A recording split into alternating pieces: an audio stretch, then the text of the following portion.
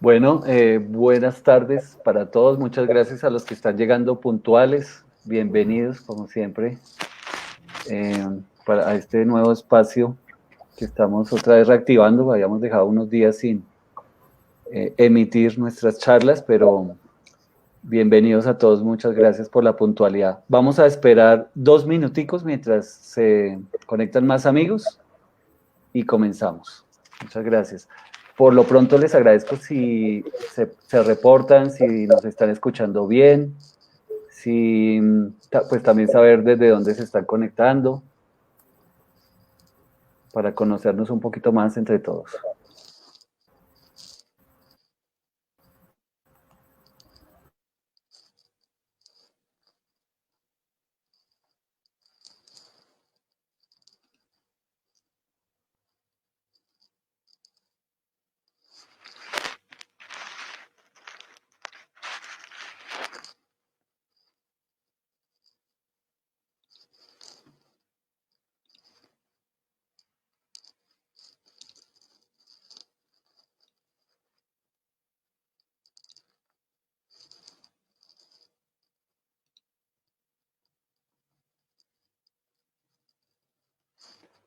Ya en un minutico comenzamos.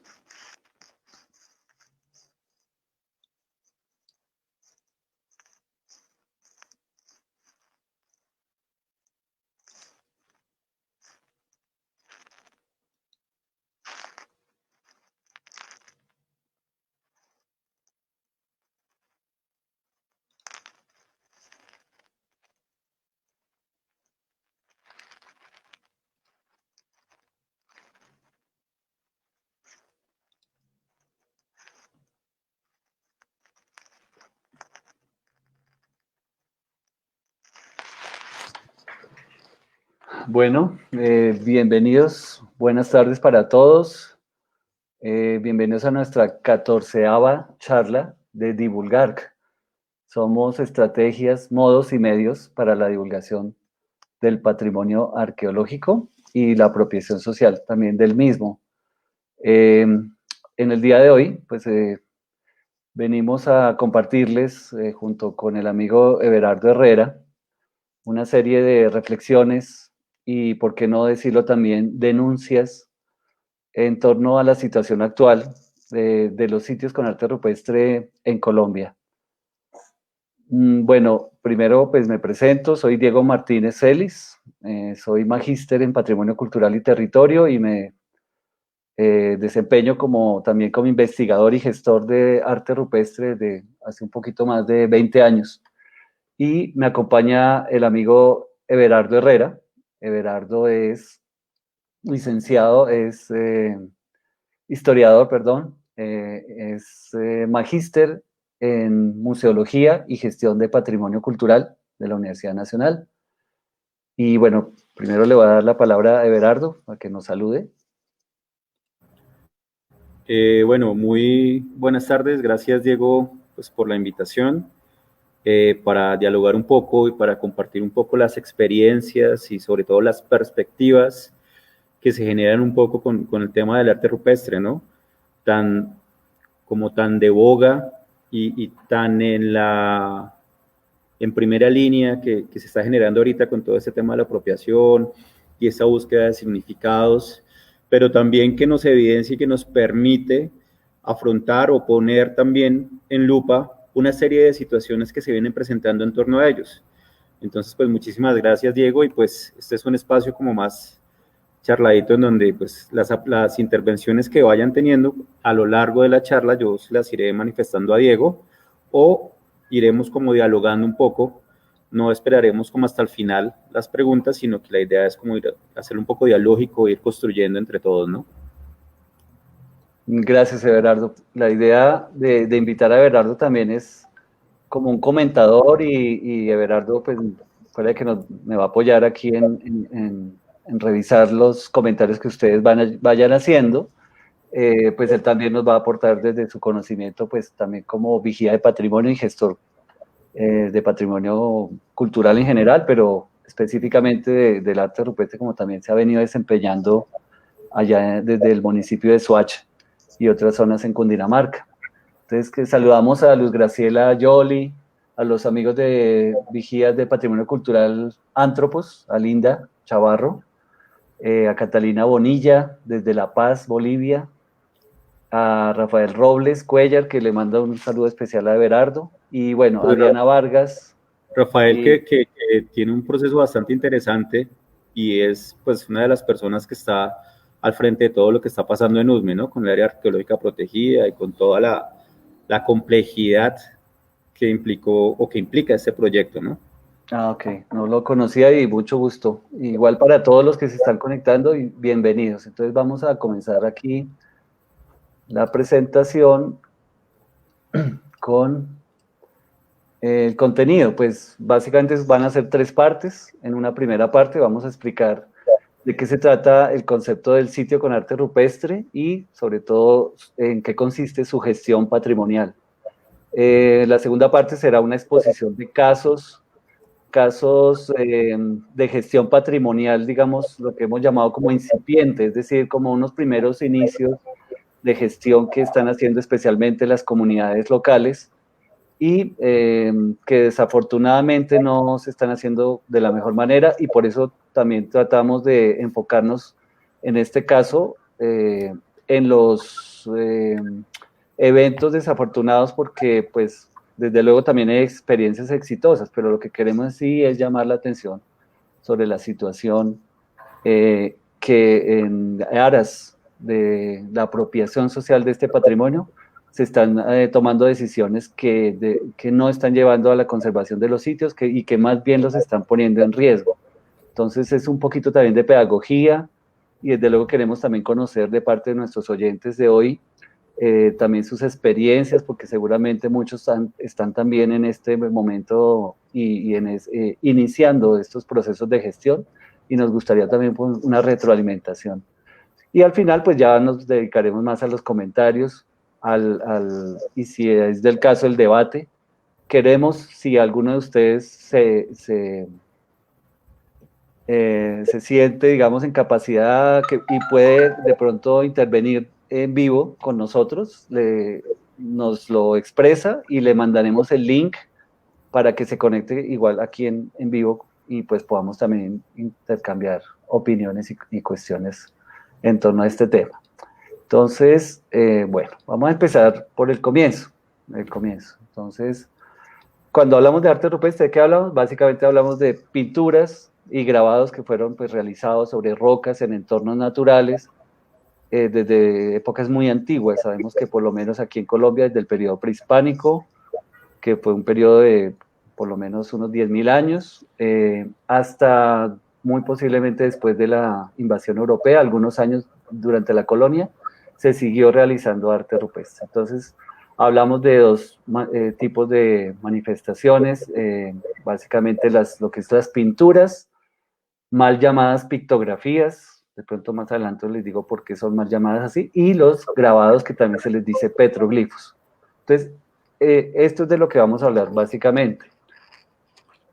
Este arte rupestre en Colombia está considerado patrimonio cultural de la nación, y no solo un patrimonio más, sino que además tiene la máxima categoría de protección, que es aquella que se reconoce como bien de interés cultural del ámbito nacional. Esto implica que tiene todo un régimen de protección que lo cobija, que inclusive emana desde la Constitución una gran cantidad de leyes, la ley 1185, decretos reglamentarios, tiene un gran corpus de normativa que protege este patrimonio y por lo tanto está declarado, como les digo, como el máximo nivel de protección que tiene un patrimonio en el país. Ahí, Everardo, Diego, le voy a... sería Dígame, de dígame. pronto, desde su perspectiva, ¿cuál es la diferencia entre este patrimonio arqueológico? O sea, ¿qué implica que se categorice o se conceptualice al arte rupestre como por encima por ejemplo, una fiesta, un inmueble, una hacienda colonial? ¿Por qué el patrimonio arqueológico tiene esta categoría? Buena pregunta. Yo creo que es que bien, eso fue, digamos, algo que se planteó desde la propia Constitución. La persona que metió unos artículos en la Constitución de 1991, donde se reconoce que el patrimonio cultural y en especial el arqueológico hacen parte de la nación y que están bajo responsabilidad del Estado, fue un arqueólogo, ¿sí? Entonces, entró por derecha el patrimonio arqueológico en esa categoría. Los demás patrimonios sabemos que tienen todo un proceso para ser reconocidos y finalmente ser declarados, pero digamos que podría ser algo fortuito, no sé, pero tiene que ver con la historicidad de cómo se han venido construyendo las normas en torno al patrimonio en general y el específico el arqueológico. Y como tal, pues ganó esa categoría desde el comienzo, digamos, desde hace 30 años. Entonces, bueno, voy a continuar. Bueno, ahora bien, cuando hablamos de arte rupestre, hablamos de algo mucho más que el arte rupestre. Hablamos del sitio con arte rupestre, que es un concepto clave que quiero compartirles, pues este concepto lo acuñamos hace unos años desde mi tesis en la maestría de Patrimonio Cultural y Territorio, y después el Ministerio de Cultura pues publicó esta tesis y poco a poco el concepto ha venido ganando, digamos, terreno en la medida que ha sido aceptado y ya se empieza a hablar más que del arte rupestre, de este concepto que se resume pues en la sigla SAR, sitios con arte rupestre. Entonces, cuando vemos una piedra normal, pues no nos dice mucho, pero cuando esta piedra ha sido pues signada, ¿sí? Marcada, y sobre todo una marca del pasado que sabemos que tiene una carga histórica y por lo tanto también simbólica porque fue hecha por los grupos antiguos y especialmente los indígenas que habitaban el territorio, pues esto ya adquiere una connotación mucho más compleja. Y aquí es cuando empieza, entonces, empezamos a ver que el primer elemento que constituye un sitio con arte rupestre, pues es la pintura o el grabado, pero es finalmente el motivo rupestre, que es, digamos, la unidad. Estos motivos finalmente pues hacen parte de composiciones más amplias que llamamos el panel, que es un conjunto de los mismos. Y ese panel a su vez está incorporado en un emplazamiento rocoso. Entonces el emplazamiento ya vemos que es toda la piedra, o todo el abrigo rocoso, o toda la unidad pétrea, digamos, que contiene la pintura o el grabado. Y a su vez, esa está pues imbuida dentro de un entorno, ¿no? Hace parte de un entorno próximo que podemos ya empezar a reconocer con otra cantidad de elementos. Además de otras piedras, pues ya ahí está el elemento, ya se empieza a vislumbrar el elemento geológico, fisiográfico, la biota, finalmente pues es el paisaje, ¿no? El paisaje que está conformado por muchos elementos, pero no solo naturales, sino como empezamos a ver aquí a la derecha, una casita ya y se ve toda la, digamos, la intervención humana que ha efectuado sobre nuestros paisajes, sobre todo pues aquí en nuestro territorio, como les decía, por hace más de 10.000 años, pues han sido modificados por el hombre. Entonces, todas esas huellas y esas modificaciones, pues ya también se consideran dentro, o se pueden considerar dentro de esa categoría del paisaje. Y desde luego, pues si ya empezamos a reconocer otro tipo de elementos, como el elemento humano propiamente dicho, y toda la cultura humana, vemos que esto también constituye parte de los paisajes culturales. Ahí vemos al Señor con su sembrado, su forma de habitar y de transitar y de vivir en torno, su cotidianidad en torno a estos lugares. Además que estos son procesos también como les digo, milenarios de poblamiento en estos lugares. Algo importante que hay que tener en cuenta en el concepto del sitio con arte rupestre es que hay un potencial en torno al entorno de cada piedra, ¿no? Ese, en principio, el contexto arqueológico, porque como veíamos, el arte rupestre, si está considerado patrimonio arqueológico, es porque finalmente tiene elementos que le otorgan, digamos, esa calidad de objeto científico, es decir, que es susceptible de estudiarse para a través de ese abordaje poder extrapolar eh, nociones del pasado, ¿no? Del pasado de estas sociedades que vivieron en estos territorios. Entonces, aquí vemos dos ejemplos. A mano izquierda, por ejemplo, es una investigación de Pedro Argüello, que excava en torno a unas piedras petroglifos en mesitas del colegio y encuentra evidencias que de alguna manera le sirven para darle un contexto a los sitios. Por ejemplo, Pedro Argüello, a través de esto, deduce o por lo menos aproxima que los petroglifos del área de mesitas del colegio parecen estar más relacionados con el periodo Herrera que con lo que conocimos posteriormente como los panches. Entonces, eso gracias a que habían elementos todavía conservados en el subsuelo en torno a los sitios. A la derecha vemos el corte de uno de los abrigos del Parque Natural y ya Patrimonio de la Humanidad, Chiribiquete.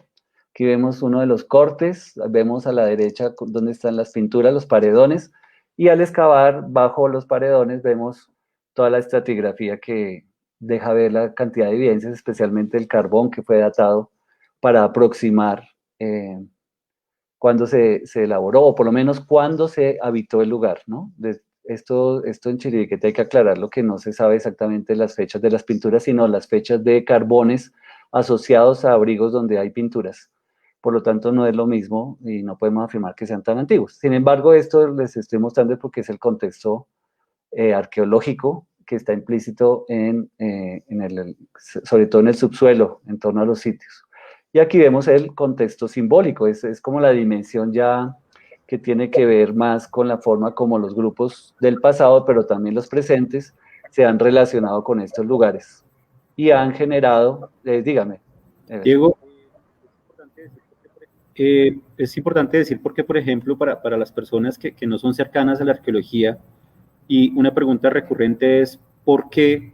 O lo que dicen es que sería fácil datar el arte rupestre. ¿Por qué no se puede datar el arte rupestre? ¿Por qué las pinturas?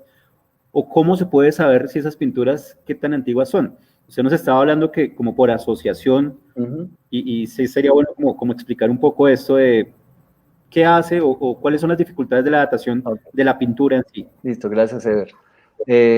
Bueno, sí, la datación tiene que ver, o sea, los métodos de datación normalmente están formulados o establecidos desde la posibilidad de la materia orgánica, que tiene pues formas desde, por ejemplo, el método del carbono 14, de analizarse para saber la antigüedad de materia orgánica. El problema es que las pinturas, y mucho menos los grabados, tienen asociados materia orgánica, es decir, por ejemplo, las pinturas fueron realizadas con materiales, con minerales, pigmentos minerales. Muy probablemente utilizaron aglutinantes o otra forma, digamos, de mezclarlos con materiales orgánicos, pero estos materiales se perdieron ya en el tiempo, o sea, ya no es posible recuperarlos desde lo que queda, que es la pintura o el pigmento mismo. Entonces las dataciones se vuelven muy complejas porque los métodos que directamente datan ese pigmento mineral no están todavía pues avanzados, digamos, no se han hecho, son muy relativos, digamos, que tienen que haber unas condiciones muy especiales, pero sobre todo lo que más se data es lo que se sobrepone a la pintura. Es decir, ahorita vamos a ver más adelante el concepto de pátina, porque lo que realmente se data es la pátina, es decir, lo que crece encima de la pintura ya una vez realizada. Porque después de que se realizó la pintura, sí hubo procesos de depositación de minerales, también de material orgánico, y eso sí es posible de datar. Eso es lo que se ha hecho, por ejemplo, en las cuevas de Europa, ¿no? En muchos sitios del mundo donde se ha datado básicamente es a partir de una datación relativa, no se data exactamente la pintura, sino elementos asociados a la misma, ¿sí? Por ejemplo, en el abrigo rocoso aquí de Chiribiquete que estamos viendo a la derecha, si hubiera un fragmento de la pintura que se hubiera caído, desprendido y se hubiera caído y se hubiera depositado en el subsuelo, podríamos tener, y ese, a su vez, perdón, y a su vez, ese fragmento estuviera asociado, por ejemplo, a un carbón que se pudiera datar, podríamos datar el momento en el que se cayó la pintura, pero no en el momento en que se realizó, ¿sí? El momento en que se desprendió ese fragmento. Entonces, casi todas las dataciones en arte rupestre son relativas, no son directas. Bueno, espero haberle respondido un poquito de eso a usted y a los que tienen preguntas con mucho gusto. Como les digo, pueden escribirlas aquí por el chat.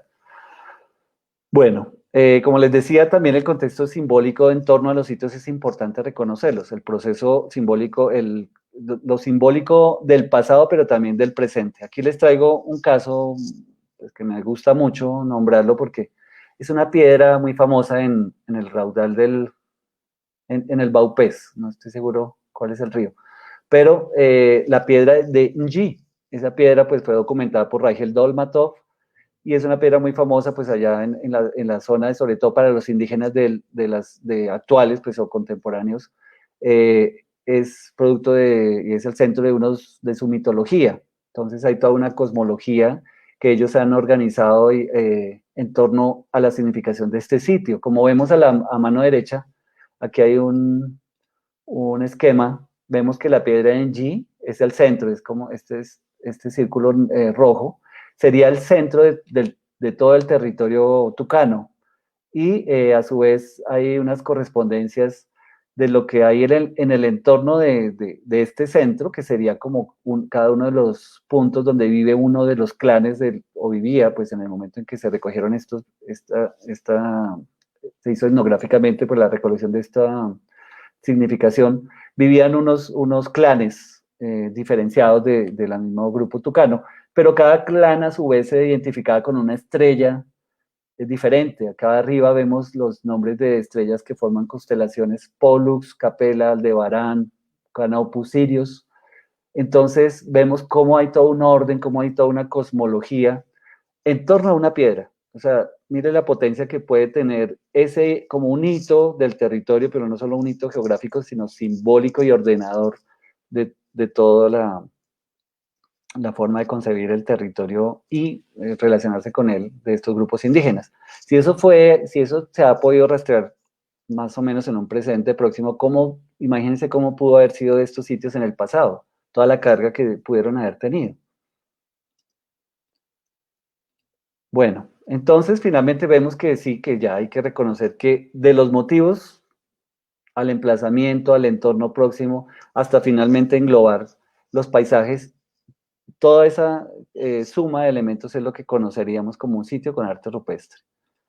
Más específicamente, y esta es pues aquí la definición pues que hemos hecho, sería una extensión de terreno que contiene o está relacionado con el emplazamiento rocoso en que se inscriben los motivos rupestres, que permite la definición de sus áreas de conservación, protección o influencia para la preservación y gestión de los diversos elementos contextuales que lo dotan de valoración patrimonial, en torno al cual se identifican, representan o expresan culturalmente las comunidades relacionadas con el mismo con el fin de apropiarlo socialmente.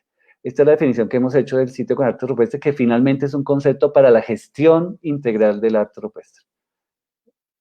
O sea, esto no es un concepto científico, hipotético, pues teórico, no, pues es un concepto para gestionar el arte rupestre.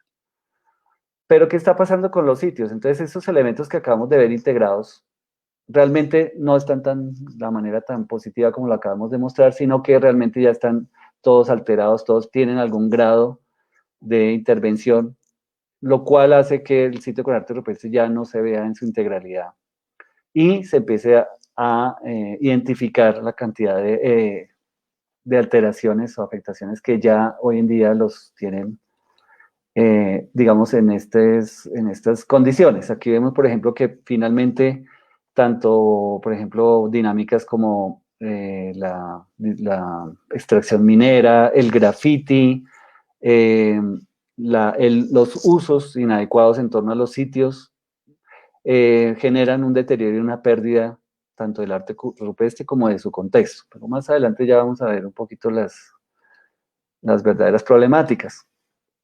Cuando uno hace digamos, un rango amplio de todo lo que le está sucediendo a los sitios con arte rupestre a partir, digamos, de las afectaciones que se pueden advertir en cada uno, vemos que a la larga todos estos tienen que ver es con una dinámica de alteración antrópica propiciada por la ampliación de los frentes urbanos. Finalmente estamos viendo que desde el siglo XX, pero especialmente allá, cada vez más potenciado en este siglo XXI, los sitios están cada vez más arrinconados o desplazados por el crecimiento de los frentes urbanos. Entonces, no solo, pues en este caso, por ejemplo, vemos una fotografía aérea del sitio de San Mateo, en Soacha. El Cerro de San Mateo es como uno de los últimos relictos verdes que le queda a lo que es finalmente la gran mancha urbana de Soacha. Vemos cómo el sitio que aquí vemos los punticos amarillos sería más o menos donde están localizadas las últimas sitios con arte rupestre que quedan en este sector, están ya circundados por un gran cinturón de explotación minera, que son esa mancha amarilla, y toda la urbanización que finalmente se va sobreponiendo. Una vez se acaban las explotaciones mineras, llega la urbanización. Y finalmente ya estos espacios quedan como unas islas dentro de lo que es la urbanización. Pues esto es un caso que yo me parece paradigmático, pues, o sea, pero finalmente está sucediendo en muchas otras partes. Tal vez este es uno de los más extremos, pero ya lo estamos viendo en otros contextos, especialmente, por ejemplo, acá en Bogotá, en Usme, está pasando o va a pasar, y en todo, pues, el entorno de Bogotá, también cerca aquí a los municipios como Mosquera, también pues, desde luego en Soacha, también en otros sectores, ¿no? Ahí No digo, sí, dígame, ver, sí, sí, usted que es de allá y conoce estos casos perfectamente, ¿qué nos puede apoyar? pero yo quería indicar es de pronto con la diferencia entre ese patrimonio arqueológico, ya hablando del patrimonio arqueológico como un horizonte, de los sitios arqueológicos que contienen pues arte rupestre, ¿por qué en algunos casos o por qué no se habla en este momento de las vasijas, las tumbas o lo que se conoce como el patrimonio mueble arqueológico, que es lo que yo me llevo y puedo trasladar a otro lado? El problema acá es que los sitios con arte rupestre justamente deben quedar emplazados en un entorno, en un sitio que a diferencia de los otros objetos se rescatan y se llevan y se ponen en un museo o se llevan a un laboratorio de una universidad o del Instituto Colombiano de Antropología. Entonces digamos que hay una diferencia, digamos que fundacional en la medida en que ese patrimonio arqueológico queda implantado en el territorio y empieza a sufrir todas estas dinámicas que usted está asociando, y es básicamente por eso que se genera como una dinámica problemática, porque se ha de entender el sitio con arte rupestre, la roca implantada en un territorio, que empieza a sufrir todas estas dinámicas que, como bien indicó usted, era como hacer esa claridad un poco, esa aclaración. Ok, a ver, gracias, sí. Bueno, ¿cuál es la solución a toda esta problemática? Definitivamente es la gestión de este patrimonio. Hay que gestionar, hay que hacer algo con ello. Porque, pues, como lo vemos, ese patrimonio se ha generado ahí durante miles de años, pero hoy en día lo estamos viendo perder y hay que hacer algo a partir de esta situación.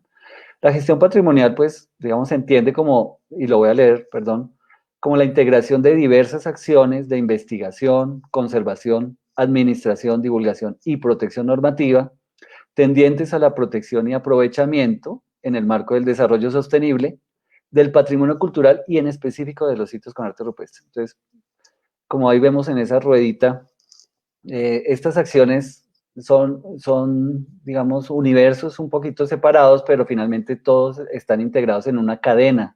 Inclusive muchas veces es una cadena que puede ir como consecutiva, pero no necesariamente. Acciones de investigación, el hecho de documentar los sitios, de elaborar hipótesis sobre su significación, de hacer, pues, desde luego, pues, todos los levantamientos, los inventarios, todo eso hace parte de los procesos de investigación. En conservación, pues son esas acciones que están enfocadas hacia digamos, la protección del sitio, la restauración, entre comillas digo, de algunos digamos, elementos que originalmente tuvo el emplazamiento, digamos, por ejemplo, la constitución del mural, que cuando se le hace un graffiti moderno, pues eso implica una intervención que a partir de la restauración se puede, digamos, revertir, ¿sí? Esos son procesos que también pueden tener algún tipo de, digamos, pueden ser discutibles en algunas de las acciones que se ejecutan desde la conservación, pero digamos en general desde luego van hacia un rescate positivo del lugar. La divulgación sería un tercer entorno, un gran ámbito que implica pues darlo a conocer. Eso va desde simplemente, digamos, hacer desde publicaciones pues hasta puestas en valor, generar parques arqueológicos, etcétera, para generar espacios para que se den a conocer estos espacios, ¿no? Perdón, la redundancia. La administración, pues, sería finalmente todas esas acciones que están enfocadas hacia manejar un sitio, manejarlo ya específicamente con unos recursos, con toda una estructura organizativa, para que se maneje especialmente en su relación con el público. Y finalmente la protección normativa, que sería todo ese ámbito que tiene que ver con la reglamentación, con las, por ejemplo, la inclusión en los planes de ordenamiento territorial, con las declaratorias como áreas arqueológicas protegidas, con todo eso que implica que un ente del Estado o territorial lo reconozca y lo incorpore a como en sus instrumentos de gestión, ¿no? Bueno, digamos que desde el punto de vista de del manejo de los sitios con arte rupestre, podríamos reconocer tres tipos diferenciados. Aquí yo traigo el A, el B y el C. El tipo 1 o el A sería aquel sitio con arte rupestre que está poco o nada reconocido. Es aquel que todavía sigue por allá en el campo, en las veredas, que muy poca gente lo conoce, posiblemente solo la gente que vive en esos entornos, que ellos lo conocen o inclusive que ni ellos mismos saben que tienen ese arte rupestre por ahí en su territorio. Es el arte rupestre escondido, finalmente. El segundo tipo sería el arte rupestre con reconocimiento, pero sin un manejo formal. Es decir, que sí es un sitio que se está siendo visitado, que la gente lo identifica, que se puede conseguir alguna información sobre él y que uno puede ir a visitarlo, pero digamos que todavía sigue siendo un sitio muy de fácil acceso, no hay nadie que controle ese acceso, pero finalmente sí tiene un nivel de reconocimiento. Y el tercero sería aquel que sí tiene propiamente un manejo formal, que sería ya, por ejemplo, los parques arqueológicos o ciertas áreas arqueológicas protegidas, donde efectivamente ya existe toda una infraestructura, tiene un cerramiento, tiene un área de acceso y tiene alguna infraestructura para el visitante. Eso ya sería como el tercer tipo. Entonces, lo que vamos a ver de aquí en adelante, los casos que les queremos compartir, tienen que ver más con los del segundo tipo, es decir, aquellos sitios con arte rupestre que están siendo ya reconocidos, pero que todavía adolecen de no tener un manejo formal. Entonces, pues aquí es donde vamos a ver los casos. Hasta acá, no sé si tienen alguna pregunta, con mucho gusto, no sé, Berardo, si ha mirado por ahí en el chat, los amigos, si tienen alguna, o ustedes, si... No, todavía no hay preguntas todavía. Bueno, perfecto. O si tienen preguntas, yo acá las iré Listo. transmitiendo desde el... Bueno, desde el... gracias. Ok, bueno, vamos a ejemplificar un poquito lo que les acabé de contar de los niveles de reconocimiento o de manejo que tienen los sitios. Por ejemplo, en la Sabana de Bogotá. La Sabana de Bogotá tenemos una gran cantidad de sitios, tanto en la propia sabana como en sus alrededores. Aquí vemos en rojo los puntos que corresponden a sitios con pinturas y en negro los sitios con grabados. Los que tienen un resalte de amarillo son aquellos sitios con arte rupestre que tienen algún tipo de reconocimiento formal, que de alguna manera están incluidos dentro de los planes de ordenamiento como áreas protegidas o como sitios de patrimonio por las alcaldías respectivas, o porque tienen ya un parque constituido, o porque ya hay acciones que están adelantándose en pro de poner en valor estos lugares. Aquí vemos entonces, empezamos como desde acá, tenemos en Facatativá el parque, en Chivo Negro, que es un área que quiere ser un parque, pero pues no ha logrado serlo, pero es un sitio abierto y de fácil visita. Estos son predios también de la alcaldía. En Mosquera tenemos las Piedras de Usca, que también es un sitio que le pertenece a la alcaldía, pero pues todavía adolece de no tener un manejo formal. Tenemos Canoas, el sitio allá en Soacha, que también ahorita vamos a ver ya un poco más a profundidad este caso. Tenemos La Poma, el Parque de La Poma, que es un parque gestionado por la entidad, por la Cámara de Comercio de Bogotá, por Hojas Verdes, y pues es un parque formalmente establecido, aunque no es un parque que tenga una vocación arqueológica, sino más bien es ambiental, y tiene dentro de esto su espacio, pues sitios con arte rupestre. Tenemos la cantera del Vínculo, que es un caso particular específico, porque de todos estos que le estoy contando, prácticamente es el único que es una iniciativa privada, y vamos a verlo también más adelantico. Y acá Diego, finalmente USME, dígame. Diego, hay una pregunta que yo creo que se vincula un poco con los ejes anteriores, con este circuito, y es que preguntan desde el chat si los registros que se realizan desde el ICANN le dan al arte rupestre, a los sitios con arte rupestre, algún tipo de protección. Claro que sí. Por lo menos un reconocimiento dentro de lo que es el Atlas Arqueológico del ICANN. Ya cuando un sitio es reconocido por el ICANN y se expresa en ese Atlas Arqueológico, por lo menos ya se tiene un reconocimiento formal y desde una entidad del Estado de que ahí hay un punto que tiene un sitio. Entonces es importante.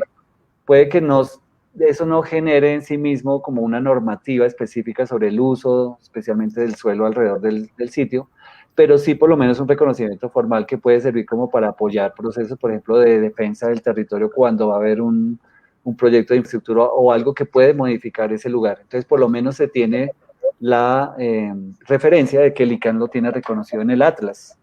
¿Sí? Eso es importante y yo creo que desde ese punto de vista sí es válido, digamos, solo como ese reconocimiento formal. Pero Pero ahí se Sí. presenta el caso, por ejemplo, de que está protegida. O sea, sabemos que si es reconocida, como la misma Constitución, pues protege el patrimonio arqueológico, pero no sabemos, digamos que las áreas de protección. ¿Qué protege? Protege la piedra, protege la pintura, protege el entorno, cuánto del entorno, y es donde se generan como una suerte de vacíos normativos, ¿no? No, exacto. Lo que pasa es que, a ver, digamos a nivel macro, nacional, el arte rupestre es patrimonio arqueológico, listo. A nivel, desde, digamos, ya más específico, desde la norma, dicen, listo, hay un punto, digamos, lo que tiene el ICANN tiene un punto y dice, ahí hay un patrimonio arqueológico. Pero los encargados de generar un área en torno a ese punto son las alcaldías, ¿a través de qué? De los inventarios que sirvan de insumo para los planes de ordenamiento territorial, donde se deben generar polígonos en torno a los sitios. O por lo menos una norma que diga que a tantos metros a la redonda o en tal área específica se considera que es el sitio con arte rupestre. No que hay arte rupestre, sino que es un sitio con arte rupestre. ¿Sí? Claro, pero es una categoría un poco que genera de algún modo problemas en la medida en que determina cuánto es el cerramiento adecuado o la protección adecuada para los municipios. Vamos a eso más adelante de ver, sí, porque eso es clave. Y por eso es que se deben hacer unas figuras de gestión que más adelante les voy a explicar. Bueno, vamos a ver los casos. Entonces, el Parque Canoas, que Berardo lo conoce muy bien. El Parque Canoas, ¿qué es, Eber? Bueno, yo quería acá como, inicialmente hablamos de, estos son casos Suacha, ¿no? Está San Mateo, que San Mateo ha tenido como todas las dinámicas y complejidades, como bien lo decía usted, la urbanización formal, la urbanización informal, la minería, y tenemos este sitio de Canoas, que básicamente es un predio que está casi que muy cercano al Salto del Tequendama, en un ecosistema subxerofítico, tiene en su área 34 sitios con arte rupestre, o sea, con estas pinturas. Ha sido como de los espacios que se han querido proyectar en el municipio como un parque arqueológico in situ, como un museo al aire libre, que le permita pues a la ciudadanía entender no solo el arte rupestre, tiene la cercanía además de un sitio como Nueva Esperanza, sino entender esta relación entre lo natural con lo cultural, con lo humano. Y tiene pues una serie de problemas o ha tenido una serie de dinámicas problemáticas como la valla que está mostrando usted ahí, que en algún momento una alcaldía decide pues bautizarlo como el Parque Metropolitano Vereda Canoas, cuando pues hay un inventario, pero no hay medidas de protección efectivas en el sitio y se generan unas dinámicas de incendios, de grafitis y bueno, una serie Ahí de cosas. vemos, ahí vemos en la valla que se invita a practicar el ciclomontañismo, las caminatas y el rappel, ¿no? O las escaladas, ¿sí? Y eso finalmente genera esto. Canoas, lo voy a poner así bien crítico. El arte rupestre de Canoas se había mantenido intacto durante miles de años. Digamos que eso tenga 1500 años, 2000 años o mínimo 500. Se mantuvo intacto. Pero hasta 2018 El problema, empezó a aparecer esto. y el problema ahí básicamente, o la bondad de la protección que tenía Canoas estaba medida en que hacía parte de una gran hacienda, y es justamente cuando abren la vía, la ALO, que el sitio se empieza a quedar expuesto al público y se empiezan a generar estas dinámicas de, digamos que de una mala apropiación, de una apropiación indebida del espacio. Entonces sí tenemos, eso se nos acrecenta como desde 2017, bueno, desde 2015 que fue cuando hicimos el inventario, para estas fechas y en los últimos 2 años pues ha sido una cuestión bastante dramática porque se empiezan a evidenciar lo que usted está mostrando ahí en su imagen, ¿no? Vemos graffiti, vemos quemas, o sea, es decir, la gente se está quedando inclusive a pernoctar. Es un área, como bien lo decía, hacía parte de una hacienda y por lo tanto era como, estaba muy aislada, pero cada vez ha tenido como más visibilización y pues ha generado todo esto. Bueno, veamos el otro caso. Este es las piedras de Chivo Negro en Boyacá, que también ahí vemos abajo una valla que se encuentra en la carretera que invita al viajero a visitar las piedras de Chivo Negro. Inclusive uno encuentra dos vallas que lo van guiando hasta el sitio. Cuando usted llega al sitio, pues es un sitio completamente sin protección, que está abierto al público, pero sin ningún tipo de control en el acceso. La gente termina haciendo lo que vemos acá, que esto es, pues ustedes sabrán valorar, una hornilla de asado sobre el mural con arte rupestre. Y así está todo. Yo no quiero mostrar aquí el graffiti, que el graffiti también es completamente, pues, en el sitio está todo grafiteado, pero pues este es el tipo de manejo que se hace por parte de visitantes, especialmente los fines de semana. Igual, estamos hablando de un sitio que posiblemente estuvo miles o por lo menos siglos de estar intacto y lo hemos visto destruir en los últimos 20 años. Bueno, vemos, por ejemplo, este es un proyecto urbanístico de un spa pues, campestre en el municipio de Sutatausa. Vemos la foto de arriba, es el sitio como lo conocíamos hacia el año 2010-2011. Hoy en día es la foto de aquí abajo, donde ya están construidas todas las cabañas y toda la infraestructura para acoger al visitante, que se construyó sobre y en el entorno próximo de los sitios con arte rupestre. Ahí vemos a la izquierda una de las pinturas y cómo se encontraban estos elementos en esa época. Quiero aclarar que estos sitios no han sido, digamos, afectados propiamente, es decir, como vemos ahí en el logotipo del proyecto Rocas de Sunúa, ellos saben que tienen un valor agregado con las pinturas rupestres, porque les otorga identidad, pero se ha construido en torno y sin ningún tipo de licencia ni de intervención arqueológica previa, por ejemplo, para mirar si esas construcciones iban a afectar algún patrimonio arqueológico que estuviera en el subsuelo. Es decir, aquí no hubo la obligatoriedad de hacer un programa de arqueología preventiva porque no exigía una licencia y por lo tanto se construyó simplemente utilizando las piedras y ejerciendo, digamos, todo un paisajismo en torno a ello, que definitivamente alteró también lo que fue un paisaje, digamos, que se había conservado durante mucho tiempo. Aquí vemos también en ese mismo proyecto cómo ellos han venido interviniendo, por ejemplo, con este tipo de fuentes alrededor en las propias piedras, ¿no? Entonces, Inclusive este sí tiene un grado, digamos, aquí le metieron una fuente de agua y pues eso está cambiando las condiciones hidrológicas también de la piedra misma, ¿no? Entonces también los dejo para que ustedes mismos juzguen.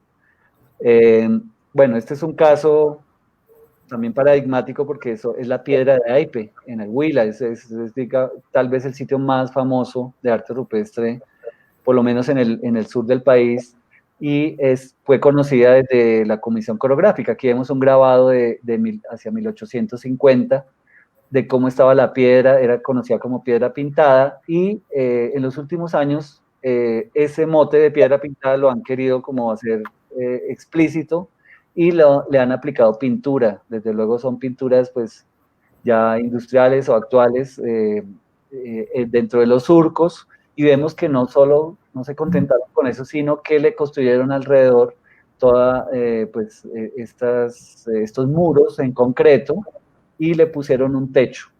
Esto supuestamente con el fin de conservar un sitio que, como les digo, lleva siglos de estar implantado en este sitio y que se ha conservado de esa manera. Estamos aquí muy cerca del desierto de la Tatacoa, unas temperaturas muy altas, y esa piedra, sin embargo, se conservó. Cuando se le aplica un techo, ¿qué pasa?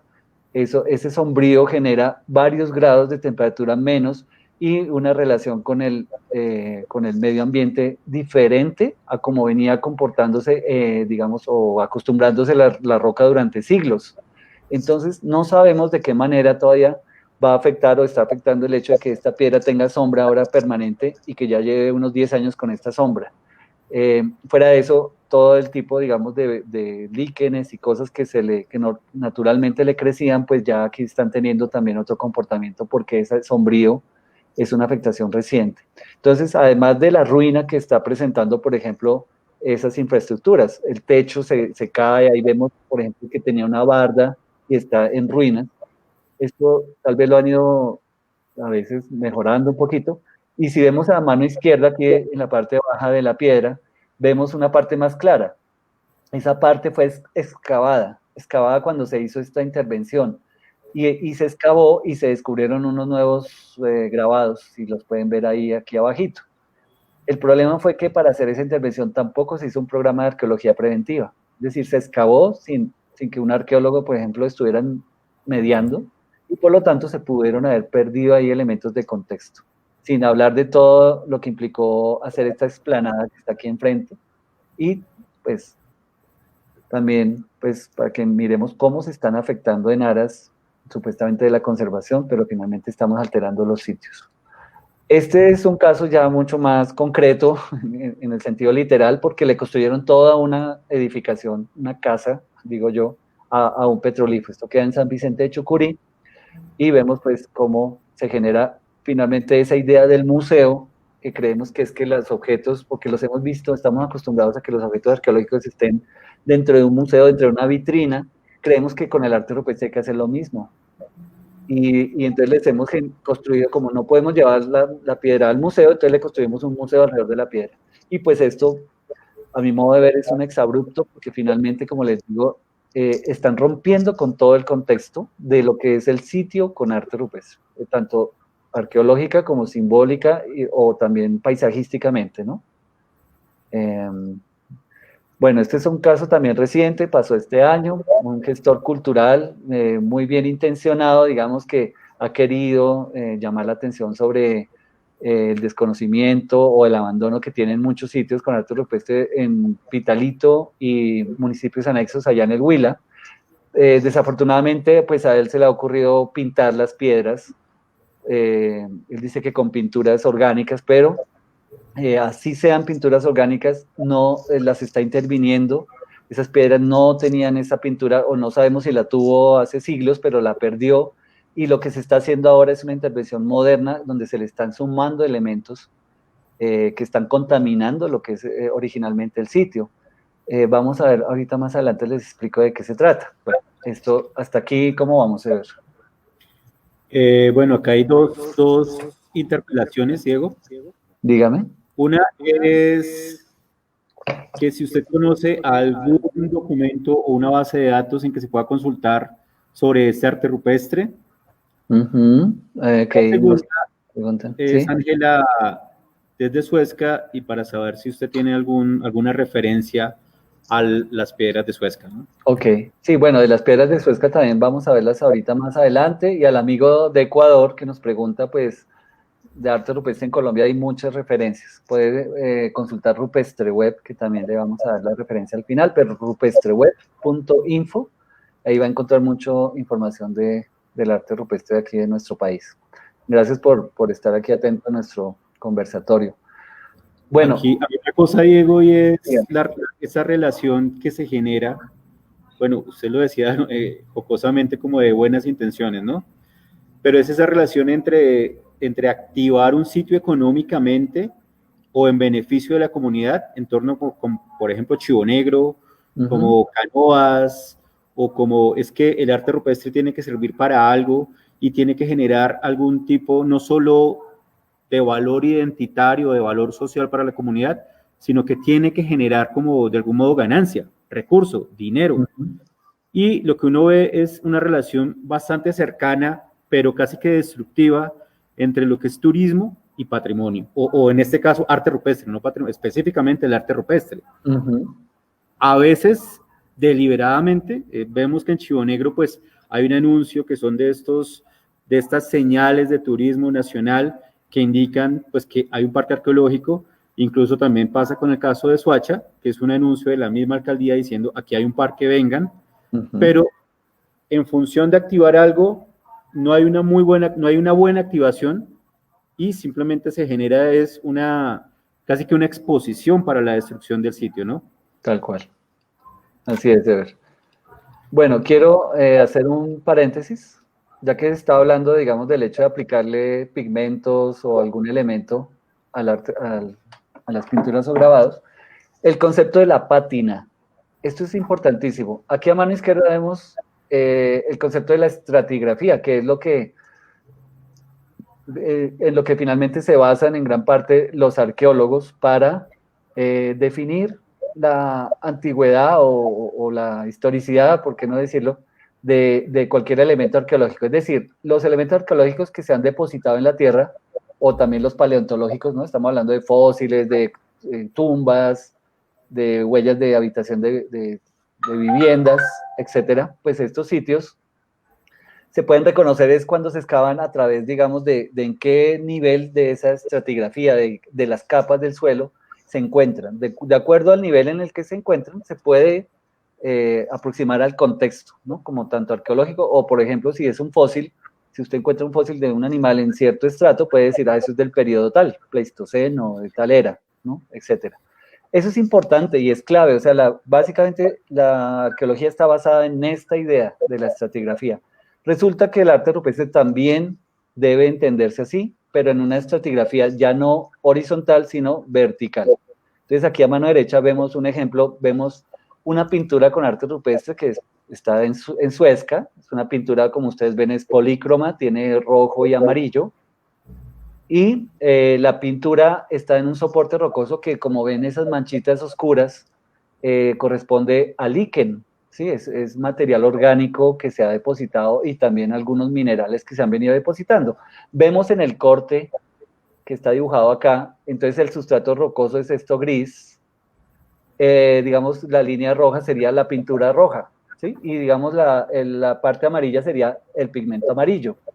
Pero, ¿qué pasa? Encima de estos pigmentos se ha superpuesto, por ejemplo, material minerales de diferentes, digamos, exudaciones o escurrimientos minerales que se van depositando naturalmente en la roca. Pero también hay una capa orgánica, que es lo que aquí vemos en el perfil como verde, que sería lo correspondiente a los líquenes. Resulta que esos líquenes, para poder estar ahí sobre la piedra, tienen que enraizarse, ¿no? Tienen que tener unas pequeñas raíces, eso es algo muy sutil, pero definitivamente están agarradas y sobre todo se agarran de la pátina, es decir, de la suma de estos elementos que están superpuestos a la superficie o al sustrato rocoso. Por lo tanto, ¿qué pasa cuando le eliminamos el líquen? ¿Qué pasaría de ver? Una pregunta así como No, pues perdemos todo rastro de, digamos que de historicidad y de lo que se va acumulando a lo largo del tiempo, ¿no? Mecánicamente, ¿qué pasa si usted extrae ese líquen con las raíces? No, pues nos llevamos la pintura. Se llevan o la capa mineral superpuesta o la propia pintura. Hay gente que cree que esto es una afectación al arte rupestre porque el líquen no debería estar ahí, entonces hay que limpiarlo. Y al limpiarlo, le toman una foto muy bonita, les queda para un libro de lujo, pero se van y a los 2 años vuelve otra vez a estar el mismo líquen ahí porque la piedra pues, sigue incorporada al ambiente. Entonces, exactamente lo que nos dice Ever, le estamos restando la posibilidad no solo de entender que esa pátina tiene una historicidad como esa estratigrafía en la arqueología, sino que además estamos afectando directamente porque se está haciendo desprendimiento, así sea de manera muy sutil o microscópica, pero estamos desprendiendo también la propia capa pictórica. Lo mismo pasa con los petroglifos. Entonces, vamos a ver los siguientes casos. Por ejemplo, esto es lo que suelen hacer algunos investigadores, especialmente aquí en Colombia, investigadores de arte rupestre, que inclusive hacen formación, hacen talleres para enseñar a la gente a documentar, pero en aras de eso hacen este tipo de acciones. ¿Qué hacen? Llegan, encuentran una piedra que como todas, la mayoría están llenas de líquen, o algunos hongos, y las limpian con biocidas, le aplican cloro con algún tipo de disolvencia en agua, la dejan actuar un rato y vemos acá abajo cómo queda después de que actuó. Y esto además se le aplican unos cepillos para poder remover esa capa de vegetal. Una vez tienen la piedra limpia, entre comillas, ya le aplican, por ejemplo, esto que es un frottage, que es una forma de calcarla. Luego ellos se van y al año siguiente la piedra está igual a como estaba arriba. Solo que en el proceso de la limpieza tuvieron que haber hecho disgregación del mineral y el petrolifo ya no es el mismo que antes, ¿sí? Y ha perdido elementos y sobre todo la pátina que es posible y susceptible de ser estudiada. Vemos aquí otras cosas que hacen estos investigadores. Ellos con elementos mecánicos, como vemos ahí, por ejemplo, un punzón o con los propios cepillos, eliminan y eso también va generando un desprendimiento y una erosión de lo que es el propio grabado como tal. Además se suben a las piedras, se suben con zapatos, y son además visitas masivas, ¿no? Son 10, 15 personas visitando el mismo lugar en el mismo momento. Aquí vemos en otra parte del país que siguen repitiendo lo mismo. Para tomar una buena fotografía, estos sitios finalmente se han llenado de este musgo y igualmente les aplican algún tipo de remoción con cepillos. Ever, voy a atender la puerta, ¿me cubre?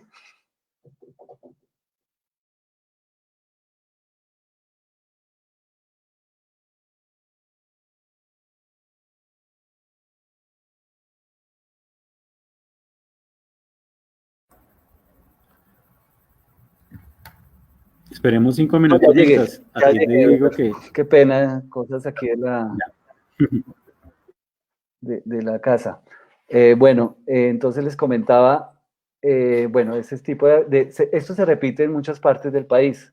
Ahora bien, por ejemplo, en este caso en Sutatausa vemos a mano izquierda, esta fue la foto que yo tomé en el año 2011 de un sitio con arte rupestre eh, que tiene, ustedes ven ahí, perdón, se me fue, que está cubierto por líquen, también por una capa de tierrita, y un año después yo lo visité y ya la tierrita se había caído, o esa capa, digamos, de vegetal ya no existía. Eh, pues me llevé la sorpresa y es que efectivamente había pasado un investigador por ahí. La cuestión y al momento de hacer las preguntas resultó que no se habían hecho solicitudes de intervención, es decir, no se había sacado una licencia propiamente dicha para hacer este tipo de trabajo, que desde luego los tiene que hacer personal idóneo, especialmente un restaurador, y debe tener una licencia arqueológica otorgada por el ICANN. Entonces, pues esto también desafortunadamente está pasando en muchas partes del país. Ahora bien, por ejemplo, ¿qué está pasando? Réplicas. Que están haciendo, también estos investigadores están haciendo en esta necesidad, digamos, de hacer arqueología experimental, Ellos han elaborado pinturas rupestres tratando de emular la técnica y la fórmula de la pintura y la han plasmado sobre o muy cerca a los sitios originales. Entonces aquí vemos una pintura que elaboró un grupo de investigación y pues afortunadamente esta pintura no les duró mucho, creo que a los 5 años ya se había borrado, es decir, no dieron con la fórmula de los indígenas, pero desafortunadamente sí generaron una afectación porque le cambian, digamos, la forma de lectura del sitio como pues un elemento original. Eh, Aquí vemos un caso ya un poco más patético, digo yo, porque son unas pinturas hechas por grupos neoindígenas, de estos que se reconocen como tales, y las han plasmado sobre las pinturas antiguas. Vemos a mano derecha, en el círculo amarillo, ahí se ve el elemento original, esos pequeños rombos que están acá, son los originales prehispánicos, y el elemento superpuesto pues es ese gran rombo y esa figura ahí que hicieron, supuestamente como parte de un ritual de estos de neoindígenas, ¿no? Entonces, pues también los dejo para que juzguen. Además, en este sector han pintado por lo menos unas 5 piedras más y también las han pintado sobre otros o junto a otros sectores de pintura rupestre original. Eh, bueno, este es el caso de la piedra de Gamesa. Entonces, es una piedra también muy histórica porque la Comisión Coreográfica, también así como la de AIPE, en los años 50, pues hizo un levantamiento. Ahí vemos la piedra aquí a mano izquierda, es muy bonita, pero aquí a mano derecha ya vemos cómo se encuentra hoy en día. Le llama la piedra rajada y la piedra pues está además grafiteada. Históricamente le han pintado ahí, por ejemplo, esa gran mancha blanca, es un aviso político que ya se ha ido borrando, pero hoy en día apareció un nuevo graffiti. Eh, Vemos aquí a la derecha que tiene una señal, tiene tal vez la alcaldía en su momento pues la trató como de señalizar y de decirle a la gente, bienvenido, esta es una piedra histórica, no la raye. Sin embargo, eso no sirvió de nada porque efectivamente la rayaron. Está grafiteada, pero como si esto no fuera poco, todo el entorno del sitio está completamente alterado porque le han hecho pinturas nuevas, contemporáneas. Han pintado muchas de las piedras, yo creo que hay más de 20 piedras pintadas con formas de animales, como vemos ahí a la derecha abajo.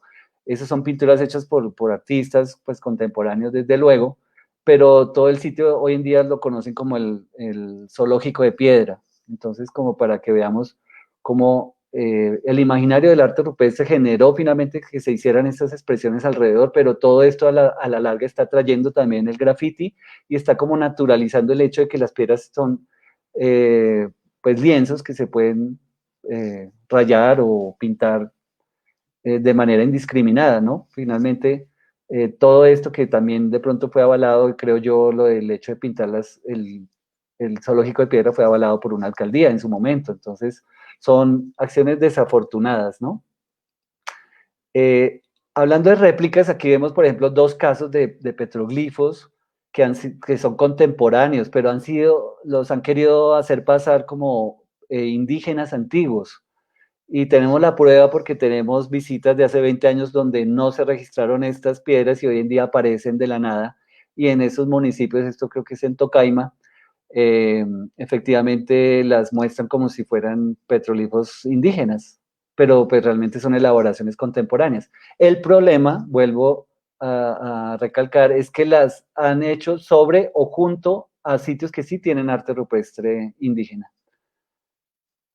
Bueno, aquí vemos un caso reciente, eso es un descubrimiento de petroglifos en el Casanare, donde la Universidad Nacional pues ha hecho como toda una gestión ahí de propaganda y desafortunadamente hay este tipo de intervenciones. Vemos que les pasaron algún pigmento, alguna cosa que resalta los petroglifos porque originalmente no se ven así en negro y pues esto se transmite a través de medios de comunicación donde se está estimulando a que la gente lo haga porque lo están viendo y sobre todo está avalado supuestamente por la Universidad Nacional. Entonces hay un imaginario de que eso es lo que se debe hacer. Así es que poco a poco se van naturalizando estos actos. Por ejemplo, esto es un fotograma de un documental de RCN, donde muestran cómo este personaje resalta unas pinturas con agua, con spray. Ese era un viejo truco que, y yo tengo que aceptarlo, yo lo hacía. Hace más de 20 años yo pensaba que era normal y que no tenía nada de malo echarle agua a las pinturas para que se vieran más. Sin embargo, ya después entendí que no se debe hacer porque eso también afecta a la pintura porque le genera unos cambios a la digamos, bioquímica de la superficie. Y aquí vemos cómo se naturaliza cuando muestran que un personaje efectivamente vuelve y repite y muestra cómo se deben hacer estos resaltes. Desde luego el turismo que ha venido ganando espacios y cada vez es más en todas partes, en todos los municipios, cada vez hay más gestores culturales, pero también operadores turísticos que quieren llevar gente a los sitios y no tienen ningún problema en subirse 10, 15, 20 personas a una piedra, también con unos accesos difíciles, no controlados, inclusive riesgosos. O sea, no hay ningún tipo de control sobre estas visitas. Y estos casos también se pueden rastrear por decenas, ¿no? Y sobre todo más recientemente. Aquí vemos, por ejemplo, el caso de el deporte de la escalada, que desafortunadamente, digo yo, pues coincide con los sitios con arte rupestre en gran parte. Aquí tenemos, esto es en Farfacá, Boyacá, pero también tenemos las piedras de Suezca, tenemos los abrigos allá mismo en Canoas, el Abra, en Cundinamarca, y me imagino que en el resto del país tiene que haber muchos más sitios como estos, donde la gente quiere ir a escalar, pero desafortunadamente lo hace sobre sitios pintados o grabados. Y aquí las huellas que deja esta práctica, ¿no? No solo pues el hecho de subirse y pararse encima y poner las manos y los pies, sino también dejan graffiti, ahí podemos ver graffiti que está a una altura considerable, que solamente alguien con cuerdas pudo haber subido hasta allá, y deja la marca, deja la marca de su grupo, en este caso la Patrulla 4, que probablemente eran scouts. Y aquí a la derecha vemos los tornillos, no sé cómo se llaman técnicamente, que marcan las rutas por donde se suben los escaladores y lo hacen efectivamente sobre o muy cerca a las pinturas. O vemos acá abajo como además estos sitios también pueden tener otras evidencias como fósiles, esto es en el Abra. El Abra tiene unos yacimientos fosilíferos muy interesantes y desafortunadamente los escaladores pues no le ven ningún tipo, digamos, de problema a subirse sobre estas huellas. Y a la derecha vemos el talco que es lo que más nos evidencia que ahí estuvieron los escaladores, porque inclusive los que no usan cuerdas y lo hacen en escalada libre, usan este tipo de hendiduras de la piedra natural, pero le aplican talco y estos talcos pues finalmente también es un químico ajeno a la roca que le va a generar algún tipo de afectación a las pinturas que están ahí juntos. Ya para terminar, bueno, ya casi, estoy aquí mostrando, por ejemplo, esto fue algo que nos lo compartieron por el grupo de apropiación social, una foto de un petroglifo que tiene muy cerca una hoguera. Yo le pregunté al autor de la foto, al que la compartió, que eso estaba muy cerca, que por qué. Y él me responde así, me dice, claro, el fuego fue para ofrendar la piedra como un elemental, cumple su función de darle vida. Y como vemos en la parte de arriba hay un tarrito de pintura amarilla. O sea, yo no quiero imaginarme qué pasó después. Yo creería que esta persona de pronto tiene algún tipo de necesidad de hacer una ritualidad con estos lugares y no tuvo ningún problema con hacer la fogata y de pronto aplicarle también pintura para hacer algún resalte y de pronto hacer algún ritual contemporáneo en torno al sitio. Esto es un caso también ya reciente, de los últimos 15 días en el municipio de Acevedo, en el Huila, una piedra que es, como ustedes ven ahí, como una construcción ahí muy cerca, originalmente estaba ahí, al parecer iban a construir algo y decidieron finalmente hacer alguien, no se sabe cómo, pero botaron la piedra, la volcaron sobre el río. Parece que apareció varios metros más allá. El alcalde, preocupado, insta a la población, como vemos aquí en el resalte amarillo, a que la gente proteja los sitios techándolos y encerrando las piedras para su debida conservación. Entonces, aquí hay una muy buena intención del alcalde, creyendo que las piedras deben aislarse y deben construírseles un techo, que esa es la forma de conservarlas. Como ya hemos visto en los casos anteriores, creo que está quedando claro que no es así. Y miren este caso tan particular. Una cancha de tejo construida junto a una de las piedras con arte rupestre en Farfacá. Desde luego es una completa irresponsabilidad. Pues no, el hecho también de que el techo se descache, pero finalmente esto no es una zona que tenga esa vocación. Un sitio, frente a un sitio con arte rupestre no tiene por qué haber una cancha de tejo. Creo que no merece más palabras. Y finalmente, pues, eh, parece simple, pero es difícil de pronto de hacer entender cuando uno no ha hecho una exposición como las que les acabé de compartir, de advertir qué es lo que finalmente no deberíamos hacer frente a un sitio con arte rupestre. Algo tan simple como no tocar y no pisar. ¿Sí? Ahí se muestra algo simple, es como cuando uno va a un museo o cuando uno va a una casa ajena. Uno no toca las cosas, uno no llega a coger los objetos de la casa, mucho menos los de un museo o los de una iglesia, o sea, un sitio que usted considera que merece respeto porque no es suyo. No toquemos el arte rupestre y no lo pisemos. Segundo, no hagamos grafitis, desde luego, no es un sitio para hacer grafitis ni para resaltarlos echándoles pintura en los surcos, ni tampoco agua en spray para que las pinturas resalten. Eso no se debe hacer porque cualquier agregado sobre la piedra va a alterar esa pátina histórica que le ha crecido y va a terminar con posibilidades de hacer estudios científicos de edad que nos den posibilidad, por ejemplo, de responder a la datación. No hacer copias en el sentido de que muchas veces las copias se hacen por souvenir, como porque yo visito el sitio, voy a hacer un protage y me lo llevo para la casa. No, se deberían hacer copias desde luego, pero en proyectos de investigación en cuyo resultado sea dado a conocer al público y que esos resultados de esas copias sean de consulta abierta. Es decir, tratar de que solo exista una copia. Yo me imagino, así algo, es que simplemente si se hace una sola copia y esa copia se reproduce en un cartel junto a la piedra, ya nos evitamos volver a hacer estas copias. Y con una sería suficiente. El problema de las copias es la siguiente, y aquí lo pongo, no limpiar. ¿Por qué? Porque normalmente para hacer estas copias, como les mostré, la gente le echa cepillo, escoba, etcétera, biocidas, y la idea es no limpiar porque es que ese líquen y ese mineral sobrepuesto le otorga historicidad y cientificidad al arte rupestre. Entonces, tampoco evitemos no limpiarlo. No excavar, no remover. Es evidente que, como les mostré, los sitios con arte rupestre pueden tener potencial arqueológico, por lo tanto no hay que excavarlos.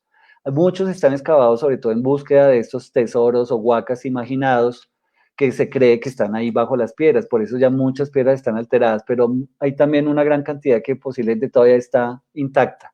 Entonces hay que evitar al máximo remover o excavar en torno a las piedras.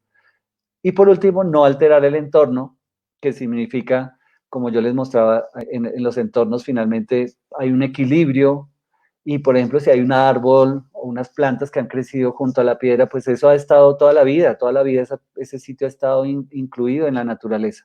Por lo tanto, no es válido llegar y simplemente echarle machete y despejemos la piedra porque es que yo la quiero ver. Entonces, no, eso creo que es inclusive un acto que pues, yo podría catalogar de egoísta, ¿no? O sea, yo quiero ver la piedra, por lo tanto yo elimino toda la vegetación que está alrededor, porque quiero tomar una foto para mí, o para que otros la vean, pero pues digamos a costa de alterar el entorno. Entonces, ahora sí, Ever, lo que le quería compartir, digamos, ya en cuanto a formalmente qué se puede hacer con los sitios, ¿no? Hay dos preguntas. Sí, dígame. Digo, tenemos dos preguntas. La Claro. primera, pues, iría como más asociada a la primera parte de la charla. ¿Qué tipo de pigmentos se han identificado en el arte rupestre? Y la segunda es si se encuentra alguna relación entre los petroglifos y los textiles locales. Bueno, sobre los pigmentos, sí, hemos dado otras charlas ya sobre pigmentos, pero son pigmentos minerales. Pigmentos minerales, especialmente ocres, que van desde el amarillo hasta el rojo o inclusive violeta. Y estos pigmentos pues son extraídos de las tierras que están en nuestros territorios. Y esos tuvieron que haber sido mezclados con elementos, como yo ya les decía, orgánicos, como por ejemplo clara de huevo, algún aglutinante, simple agua y arcilla, por ejemplo. La arcilla también le da plasticidad. Esos son los elementos de las pinturas. Y la otra pregunta, que si se han encontrado alguna relación entre petrolíferos y textiles, desde luego, también tenemos una charla que hemos dado aquí por este grupo que se llama específicamente Arte Rupestre y Textiles. Entonces se la recomiendo al compañero que nos hace la pregunta o la compañera y está en el grupo de apropiación social, ahí la puede consultar. Busque Arte Rupestre y Textiles.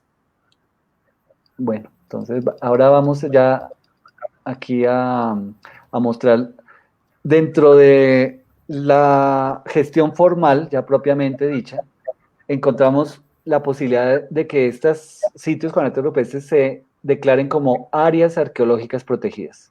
Es decir, son finalmente unos polígonos en torno a cada sitio que genera un área protegida en sí misma y un área de influencia que es como de amortiguamiento para que los usos del suelo que se puedan, digamos, formular para que se use esa zona, pues sean compatibles con la conservación y con la posibilidad, por ejemplo, de activarlos patrimonialmente como un área de visita. Eso se hace a través de, de unos planes de manejo arqueológico que se llaman PMA. Entonces los planes de manejo arqueológico pues tienen básicamente tres grandes secciones. La primera es caracterizar, es decir, qué hay en ese sitio con arte rupestre y no solamente desde lo arqueológico, sino también desde lo ambiental y desde lo social.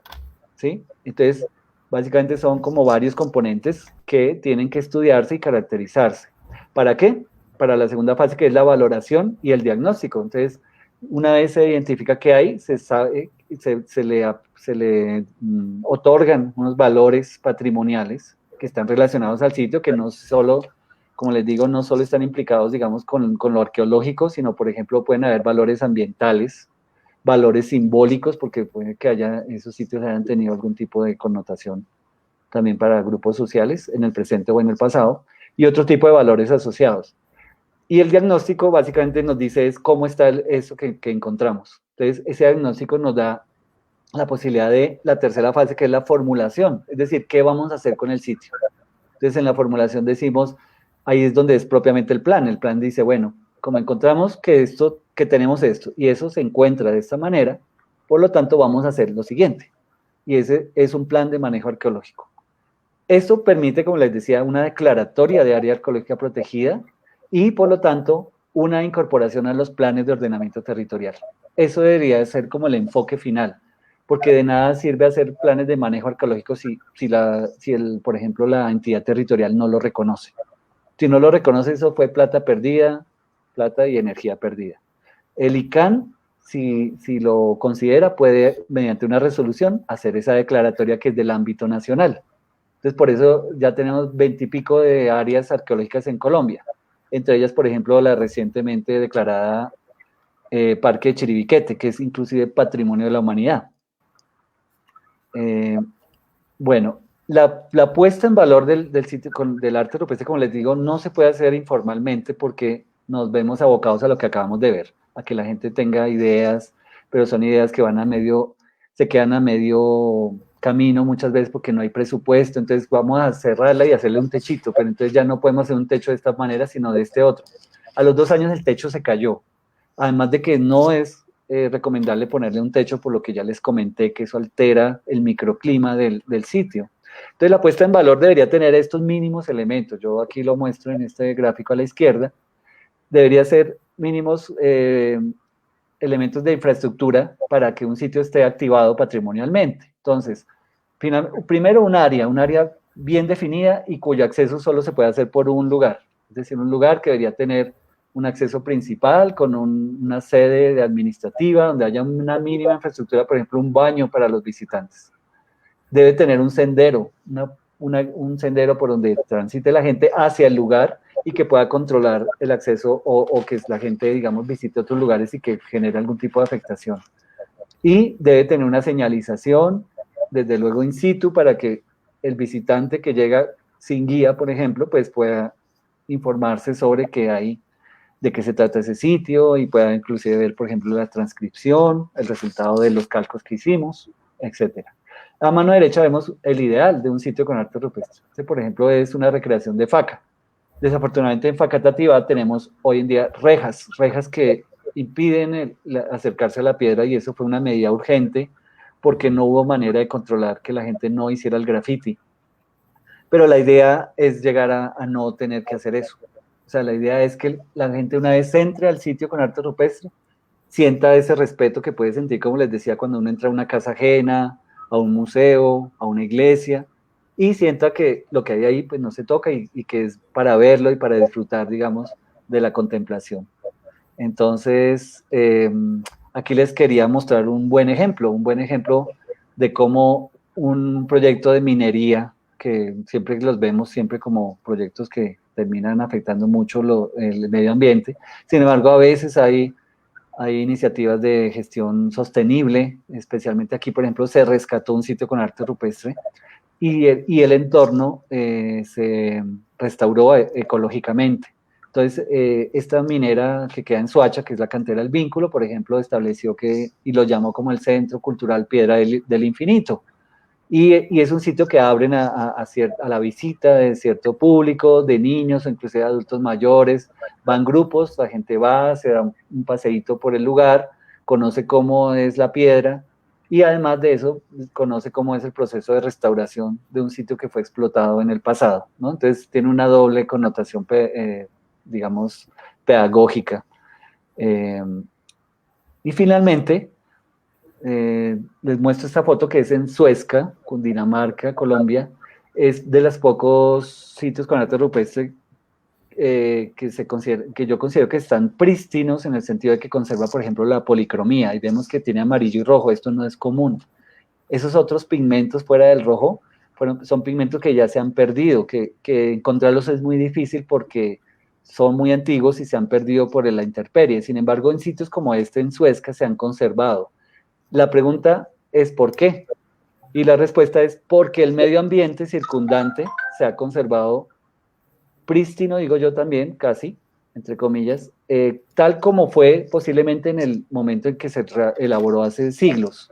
Porque este es un sitio, un paisaje también subxerofítico, que posee una temperatura particular, digamos, en el entorno de la sabana. Esto es un sitio un poco más caliente, es más seco, casi no llueve, pero sobre todo el entorno se ha mantenido, ahí casi no vive gente, por ejemplo, es un sitio como muy quebrado, y también por su condición seca, no se ha habitado mucho.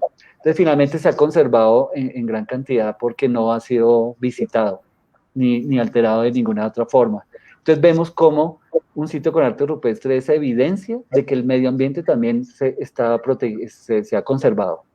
Entonces yo podría decir que esa relación es inseparable. O sea, no podemos separar el entorno del sitio ni el sitio del entorno. Ambos están unidos. Y si se quisiera ejercer algún tipo de protección del lugar, tenemos que proteger todo el entorno. Bueno, esta es como la moraleja final. Y ya para terminar la exposición, pues quiero compartirles estas dos fuentes. Todo lo que les acabé de exponer está registrado aquí en este documento que se llama Lineamientos para la Gestión Patrimonial de Sitios con Arte Rupestre en Colombia, que se publicó en el año 2015 con el Ministerio de Cultura. Y también con el ICANN, cualquier duda sobre procedimientos, sobre qué hacer y qué no hacer, sobre denuncias de casos que ustedes vean de afectación, por favor escriban al ICANN. Ahí está el contacto, @ican.go.co. Ellos siempre responden. Puede que se demore un poquito, pero responden y tienen en cuenta estos casos. A veces nos quedamos solamente en indignarnos sobre los daños, pero no hacemos nada, y es algo muy simple, es simplemente un correo donde usted escriba: señores ICANN, está pasando esto en tal parte, y si tienen una foto o una prueba de una afectación o de un caso, lo incluyen, y ahí ya estamos ganando, porque el ICANN está en la responsabilidad de responder ante estos casos tanto de dudas del ciudadano frente al arte rupestre como de denuncias por su afectación. Entonces, bueno, hasta acá llegamos y bueno, vamos a la sección ya de Yo tengo una preguntas. pregunta, Diego. Eh, sí, Ever. Eh, es indudable, digamos que la emergencia de estos sitios con arte rupestre, de algún modo con la urbanización que se viene dando en la sabana de Bogotá y bueno, y en muchos municipios, en donde, como usted bien lo decía, estos sitios inicialmente invisibles empiezan a ser parte de la cotidianidad de las personas que viven en estos lugares. Algunos van de buenas voluntades y hacen un asado, otros no con tan buena voluntad, algunos van y hacen grafitis y no se dieron cuenta, otros sí sabían pero igual lo hicieron, otros quieren proteger y hacen lo que usted decía de techar, de cerrar, pero digamos que es inevitable la emergencia de grupos de personas en estos sitios.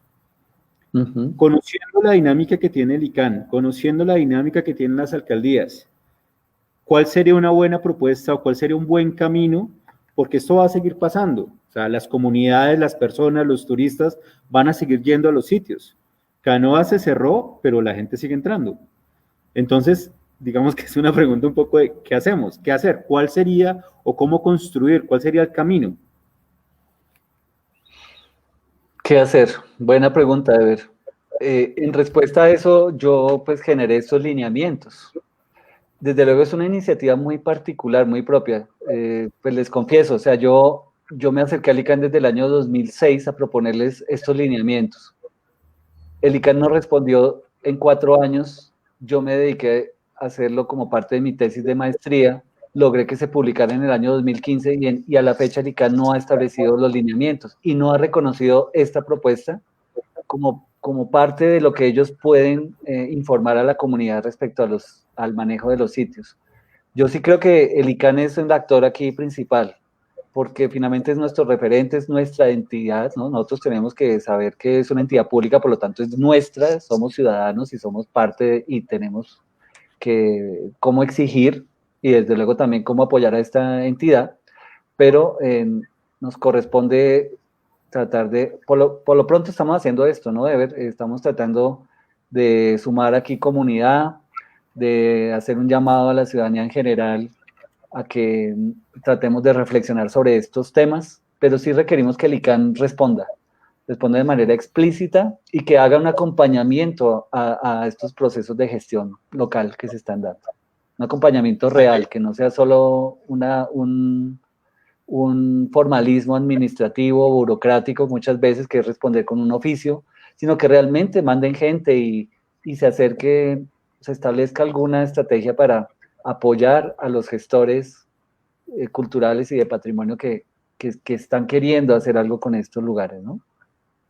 Hay otra estrategia interesante, Diego, y es la vinculación de, bueno, pues yo lo digo desde mi experiencia aquí en Suárez, y es que está desconectado el discurso académico o de formación de ciudadanía de los recursos culturales que tiene el territorio. O sea, desde sociales, desde historia, desde la formación que se da con los muchachos, con los niños y niñas en los colegios, pues realmente no se vinculan estos recursos. Se nombra que hay arte rupestre por allá en un libro de quinto, sexto, bueno, y se dice ese era el arte o eso era o era la escritura o lo que hacían los indígenas y los muiscas hacían pictogramas, pero realmente no hay una formación que le permita a los ciudadanos de una territorialidad, de un municipio, digamos que reconocer lo que tiene. Pensemos en, bueno, yo hablo de Soacha, en toda esa dinámica y toda esa migración de personas que desde hace 30 años llegan a vivir al municipio, que incluso ni los huachunos de antaño conocían dónde estaba, algunos sabían dónde estaban las piedras, otros no, pero los que van a llegar no están relacionados, no están activados y no están vinculados con ese reconocimiento de ese espacio y pues entran a la casa y no respetan la casa como usted lo decía hace un momento, porque no hay, o sea, eso no se ha vinculado con la educación. Digamos que hay ejercicios interesantes, hay ejercicios apostólicos de grupos de patrimonios, pero sí es necesario generar a partir de las cátedras municipales, de los reconocimientos, de las secretarías de educación de los municipios, pues que se vincule de manera efectiva estos bienes, dónde están los sitios con arte rupestre y cómo se protegen y cómo se activan o cómo se divulgan adecuadamente, ¿no? Sí, nos hace falta mucha pedagogía y pues ahí es clave, por ejemplo, los grupos de vigías de patrimonio, que sabemos que se tratan de organizar en los municipios, pero muchas veces también no saben a dónde apuntarle, ¿no? Quisiera, Ever, aprovechar aquí a leer algunos comentarios, ¿no? Digamos desde los últimos. Nos dice Ángela Patricia Arismendi que la sobrecarga turística no tiene límites y esto es lo que están vendiendo, que podamos hacer para evitar, ¿qué podemos hacer para evitar un turismo irresponsable y no vinculante con el conocimiento y la historia? ¿Qué opina usted, Ever? No, pues para mí sí es claro y es que la relación turismo, en este caso arqueología, debe ser una relación de respeto mutuo. Básicamente, ¿qué le permite el turismo a los sitios arqueológicos? Pues de algún modo tener una sostenibilidad. Pero ¿qué le permite la arqueología o los sitios arqueológicos al turismo? Pues tener el producto que se va a vender. Sin embargo, lo que se debe hacer es que la formulación de estos planes de manejo, de la protección del sitio, de la administración, de la capacidad de carga que tenga cada sitio con arte rupestre, cada sitio arqueológico, pues sea totalmente implementada por los guías de turismo, por la empresa de turismo, que se generen los protocolos de ingreso, de acceso, si hay capacidad de carga para 5 personas, 2, 3 días o 3 grupos en un día, pues hay que respetar esas capacidades de carga. Si no existe, si no está formulado el plan de manejo, pues ese sitio simplemente no es operable todavía y debe ser una propuesta dentro de un plan maestro de turismo municipal generar los planes de manejo arqueológicos. A esto siempre se le saca el cuerpo porque es dinero, porque es recurso y porque no se puede activar el sitio ya, que es lo que quiere el turismo, ya que necesito algo para para vender y para vincularme con la economía naranja y con todas estas dinámicas, pero si el sitio no tiene las condiciones, pues simplemente no se puede activar, no se puede operar. Entonces, sí se puede hacer turismo, pero tiene que ser turismo que de algún modo se supedite a los protocolos ya establecidos en un plan de manejo. Exactamente, Ever. Pero mientras no están los planes de manejo, es un llamado a la ética del operador turístico, de que se informe qué se debe hacer o qué no frente a un sitio con arte rupestre, sobre la posibilidad de mirar, aproximarse por lo menos a una capacidad de carga mínima. Pero personalmente yo he estado en tours, en paseos de fin de semana, de un día, en los que van 2 buses, 60 personas y llegamos a un abrigo rocoso. Yo he hecho parte de eso porque pues me he visto involucrado como turista y veo que los operadores muchas veces fallan porque no improvisan siempre en este sentido. Desde luego siempre hay esa necesidad de que entre más gente llevamos, más ganamos y más rentable es el negocio. Pero esto va en demérito de la protección de los lugares, ¿no? Voy a hacer otro aquí, bueno, en Buenavista, los amigos de Buenavista nos dicen que muchas gracias, que el texto de los lineamientos ha sido una guía para desarrollar parte de nuestro trabajo. Muchas gracias a los amigos de Buenavista, al profesor Carlos, que es un ejemplo de gestión de patrimonio. Y yo quiero aprovechar que está aquí, lo voy a invitar para la próxima charla para que él nos comparta cómo ha sido su gestión con, con los colegios allá en Buenavista. Tiene un trabajo muy bonito, pedagógico, muy interesante que lo considero un modelo. También desde saludos desde Mosquera, el amigo Juan Guillermo. Muchas gracias también por estar acá. ¿Qué más nos dicen? Que los turistas, que la piedra se conserva porque no llegan turistas, dice Ángela Guaqueta en Suezca. ¿Qué opina, Ever? No, pues sí, claramente. El caso Cánovas se conservaba hasta que se abrió al público, ¿no? Hasta que fue visible. Sí, claramente sí. Exacto. El enunciado de esta charla, de este conversatorio, como lo vieron en el Facebook, decía, por ejemplo, que estamos hoy en día, digamos, impresionados, deslumbrados por el arte rupestre de Chiribiquete.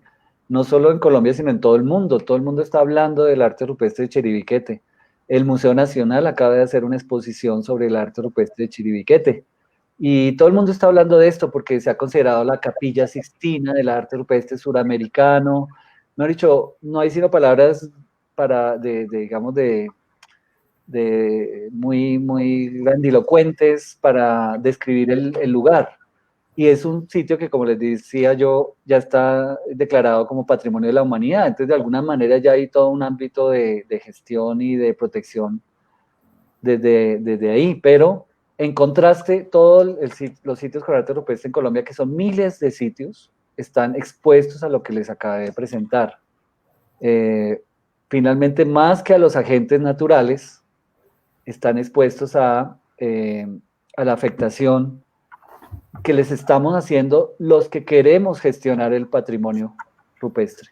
Es decir, los investigadores, los gestores, los vigías de patrimonio, los operadores turísticos, todas estas personas bien intencionadas, porque en el fondo sé que quieren resaltar y valorar más los sitios con arte rupestre, pero en función de eso no los estamos tirando, lo digo así explícitamente. Como vimos, estos solo fueron unos casos, pocos, pero a mí me llegan a diario y yo voy recogiendo y estoy haciendo toda una compilación de casos en los que ha sido más el daño que se ha hecho que el beneficio en función de querer aprovechar los lugares. Entonces sí nos hace falta definitivamente mucha pedagogía y estamos en esas. Entonces agradecemos a los asistentes, no sé, ver si quiere ya vamos terminando, no sé si alguien quiere expresar algo en el chat, unas últimas palabras o una última pregunta, pues ya para irnos despidiendo. O Everardo. No, pues Diego, pues igual muchas gracias. Gracias por compartirnos su experiencia, Diego, y por haber asumido un poco desde hace algún tiempo este reto de caminar y desde la investigación y desde la apropiación social, ¿no? Desde activar estos sitios para las comunidades, para la gente, porque realmente son vestigios y son elementos de nuestra identidad transformada en el tiempo que sí se hace necesario protegerlos, sobre todo apropiarlos, pero de manera adecuada. Entonces, pues muchísimas gracias y ojalá pues estos espacios se sigan fortaleciendo y la gestión desde vigías de patrimonio, en asocio con las secretarías de educación, en asocio con el ICAM, pues se fortalezca en buena hora, ¿no? No, muchas gracias a usted, Ever, también por apoyarme en este proceso. No solo el día de hoy, sino que con Ever hemos hecho sinergias desde hace ya casi 10 años. Y nos entendemos porque hemos venido, sobre todo porque trabajamos desde la base, estamos trabajando con comunidades y nos hemos formado también, digamos, para poder también ofrecer herramientas y apoyar esto, que es un trabajo finalmente de mucha pedagogía y que tenemos que hacer, pues si no lo hace el Estado, hagámoslo nosotros, como ciudadanos y como finalmente ese vínculo que nos une al arte rupestre, pues nos hace hacer las cosas prácticamente gratis, ¿no? Muchas veces. Entonces, pues muchas gracias a los compañeros y compañeras que estuvieron aquí acompañándonos el día de hoy.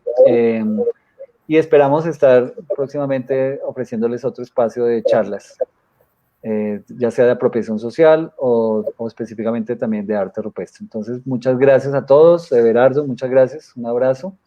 Gracias, Y chao. nos estamos viendo en la próxima oportunidad. Gracias a todos. Perever, no se me vaya.